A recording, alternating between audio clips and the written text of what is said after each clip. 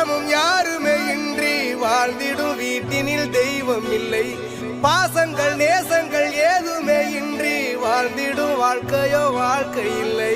பிரிந்தே நாம் வாழ்கின்ற போதிலும் நினைவுகள் நம்மை சேர்த்திடுமே.